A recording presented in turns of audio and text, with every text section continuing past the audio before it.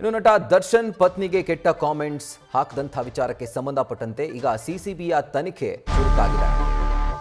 ದೂರು ನೀಡ್ತಾ ಇದ್ದಂತೆ ಬಹುತೇಕ ಅಕೌಂಟ್ಗಳು ಸೋಷಿಯಲ್ ಮೀಡಿಯಾದಿಂದನೇ ಮಾಯ ಆಗಿಬಿಟ್ಟಿದೆ, ಅಂದರೆ ಡಿಲೀಟ್ ಆಗಿದೆ. ಭಯದಿಂದ ಕಿಡಿಗೇಡಿಗಳು ತಮ್ಮ ತಮ್ಮ ಅಕೌಂಟ್ಗಳನ್ನು ಡಿಲೀಟ್ ಮಾಡಿದ್ದಾರೆ.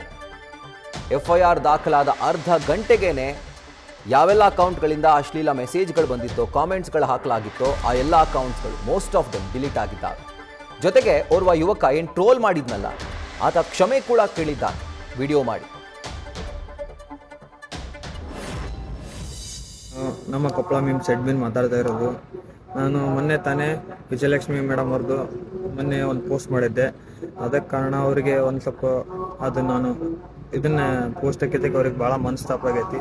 ಇನ್ನೊಂದು ಏನಪ್ಪ ಅಂತಂದ್ರೆ ಇಲ್ಲಿ ನಾವು ಕಿಚ್ಚ ಫ್ಯಾನ್ಸು ಎಲ್ಲ ದಿ ಬಾಸ್ ಫ್ಯಾನ್ಸು ಎಲ್ಲರೂ ಒಂದಾಗಿದ್ವಿ ಕೊಪ್ಪಳದಲ್ಲಿ. ಅದಕ್ಕೆ ಒಂದು ಸ್ವಲ್ಪ ಮನಸ್ತಾಪ ಏನೋ ನಮ್ದು ಇನ್ನೂ ನಂಗೆ ತಿಳಿಲಾರ್ದೆ ಆ ಥರ ಅಪ್ಲೋಡ್ ಮಾಡಿದ್ದೀನಿ.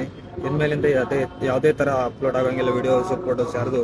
ಇನ್ಮೇಲಿಂದ ಆ ಥರ ನಾನು ಇನ್ನೊಮ್ಮಿಂದ ಮಾಡೋದು ಇಲ್ಲ ಅಂತಂದ್ರೆ ಪಾಪ ಆಯ್ತು, ಕೆಟ್ಟ ಮೇಲೆ ಬುದ್ಧಿ ಬಂದಿದೆ.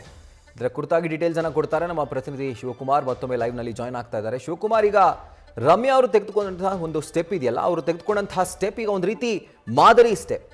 ಬಹುಶಃ ಸೆಲೆಬ್ರಿಟಿಗಳು ಇದೇ ಥರದ ಒಂದು ಸ್ಟೆಪ್ಪನ್ನು ಫಾಲೋ ಮಾಡಿದಂತಹ ಸಂದರ್ಭದಲ್ಲಿ ನಿಜವಾಗ್ಲೂ ಈ ರೀತಿಯಾದಂಥ ಒಂದು ಕೃತ್ಯಕ್ಕೆ ಎಲ್ಲೋ ಒಂದು ಕಡೆ ಫುಲ್ ಸ್ಟಾಪ್ ಬಿದ್ದೇ ಬೀಳುತ್ತೆ. ವಿಜಯಲಕ್ಷ್ಮಿ ಅವರು ಕೂಡ ಈಗ ಆ್ಯಡ್ ಆನ್ ಆಗಿದ್ದಾರೆ. ಸೊ ಎಲ್ಲ ಸೆಲೆಬ್ರಿಟಿಗಳಿಗೂ ಇದೇ ಥರದ ಒಂದು ಸ್ಟೆಪ್ ಫಾಲೋ ಮಾಡಬೇಕು ಅನ್ನುವಂಥ ಒಂದು ಎಕ್ಸಾಂಪಲ್ ಅಂತ. ರಾಹುಲ್, ವಿಜಯಲಕ್ಷ್ಮಿ ಅವರ ವಿರುದ್ಧವಾಗಿ ಮಾಡಿದಂತಹ ಅಶ್ಲೀಲ ಅವಹೇಳನಕಾರಿ ಪೋಸ್ಟ್ಗಳಿಗೆ ಸಂಬಂಧಪಟ್ಟಂತೆ ವಿಜಯಲಕ್ಷ್ಮಿ ಅವರು ಕಮಿಷನರ್ ಕಚೇರಿಗೆ ಬಂದು ದೂರನ್ನು ಕೊಡುವಂಥ ಕೆಲಸವನ್ನು ಮಾಡಿದ್ರು. ಪ್ರಕರಣವನ್ನು ಗಂಭೀರವಾಗಿ ಪರಿಗಣಿಸಿದಂಥ ಬೆಂಗಳೂರು ನಗರ ಕಮಿಷನರ್ ಆಗಿರುವಂಥ ಶ್ರೀಮಂತ್ ಕುಮಾರ್ ಸಿಂಗ್, ಸಿಸಿಬಿಯ DCP 2 ಆಗಿರುವಂಥ ರಾಜಾ ಕಾಸಿಂ ಅವರಿಗೆ ಪ್ರಕರಣದ ಉಸ್ತುವಾರಿಯನ್ನು ವಹಿಸಿದ್ದಾರೆ. ಇದೇ ಪ್ರಕರಣದ ತನಿಖೆಯನ್ನು ಸಿಸಿಬಿ ಸೈಬರ್ ಕ್ರೈಮ್ ಪೊಲೀಸ್ ಠಾಣೆಯ 3 ಪ್ರತ್ಯೇಕ ತನಿಖಾ ತಂಡಗಳು ಮಾಡ್ತಿರುವಂಥದ್ದು. ಅದರ ಉಸ್ತುವಾರಿಯನ್ನು ನೋಡಿಕೊಳ್ಳುವಂಥ ಕೆಲಸವನ್ನು ಸಿಸಿಬಿ ಸೈಬರ್ ಕ್ರೈಮ್ ಇನ್ಸ್ಪೆಕ್ಟರ್ ಆಗಿರುವಂಥ ಉಮೇಶ್ ಟೀಮ್ ಮಾಡ್ತಿದೆ.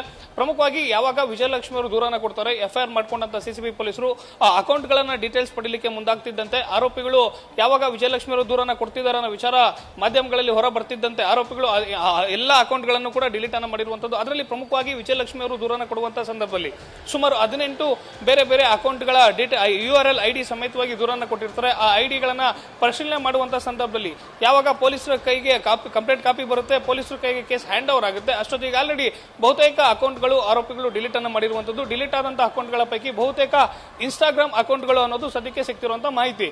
ಜೊತೆಗೆ ಈಗ ಆಲ್ರೆಡಿ ಆರೋಪಿಗಳು ಬಹುತೇಕ ಅಕೌಂಟ್ಗಳು ಡಿಲೀಟ್ ಮಾಡಿರೋದ್ರ ಹಿನ್ನೆಲೆಯಲ್ಲಿ ಮೆಟಾಗೆ ಪತ್ರ ಬರೀಲಿಕ್ಕೆ ಈಗ ಆಲ್ರೆಡಿ ಸಿಸಿಬಿ ಪೊಲೀಸರು ಕಳೆದ 2 ದಿನಗಳ ಹಿಂದೆ ಮೆಟಾಗೆ ಪತ್ರ ಬರೆದಿದ್ದಾರೆ ಅನ್ನೋ ಮಾಹಿತಿ ಕೂಡ ಸಿಗ್ತಿರುವಂಥದ್ದು. ಇನ್ನ 3 ರಿಂದ 4 ದಿನಗಳ ಒಳಗಾಗಿ ವಿಜಯಲಕ್ಷ್ಮಿ ಅವರು ಕೊಟ್ಟಿರುವಂತಹ ಸುಮಾರು 18 ಖಾತೆಗಳ ಡೀಟೇಲ್ಸ್ ಮೆಟಾದಿಂದ ಪೊಲೀಸರ ಕೈ ಸೇರುವಂತಹ ಸಾಧ್ಯತೆಗಳಿದೆ. ರಮ್ಯಾ ಅವರ ಪ್ರಕರಣದಲ್ಲೂ ಕೂಡ ಮೆಟಾದಿಂದಲೇ ಬಂದಂತಹ ಮಾಹಿತಿ ಆಧಾರದ ಮೇಲೆ ಕೆಲವೊಂದಷ್ಟು ಆರೋಪಿಗಳನ್ನ ಬೇರೆ ಬೇರೆ ಜಿಲ್ಲೆಗಳಿಂದ ಪೊಲೀಸರು ಬಂಧಿಸುವಂತ ಕೆಲಸವನ್ನ ಮಾಡಿದ್ರು. ವಿಜಯಲಕ್ಷ್ಮಿ ಅವರ ಪ್ರಕರಣದಲ್ಲೂ ಕೂಡ ಪೊಲೀಸರು ಮೆಟಾದಿಂದ ಮಾಹಿತಿಯನ್ನು ಪಡ್ಕೊಂಡಿರುವಂತದ್ದು. ಇನ್ನೇನು 2-3 ದಿನಗಳ ಒಳಗಾಗಿ ಸಿಸಿಬಿ ಪೊಲೀಸರ ಕೈಗೆ ವಿಜಯಲಕ್ಷ್ಮಿ ಅವರಿಗೆ ಮಾಡಿದಂತಹ ಅವಹೇಳನಕಾರಿ ಪೋಸ್ಟ್ಗಳೇನಿರುತ್ತೆ ಅದಕ್ಕೆ ಸಂಬಂಧಪಟ್ಟಂತ URL IDಗಳ ಮಾಹಿತಿ ಪೊಲೀಸರ ಕೈಗೆ ಸೇರಲಿದೆ.